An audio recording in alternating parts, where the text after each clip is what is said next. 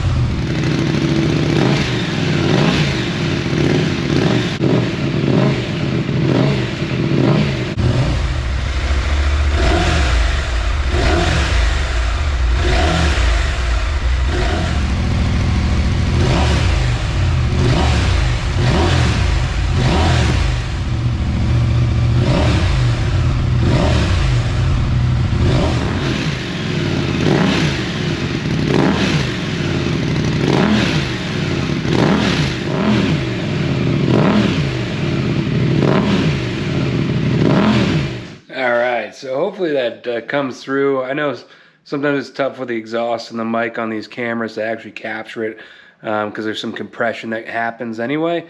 But honestly, removing the mid-pipe gives you such a better sound. It also saves you a ton of weight. So definitely worth doing. Hope you enjoyed it. See you guys next time.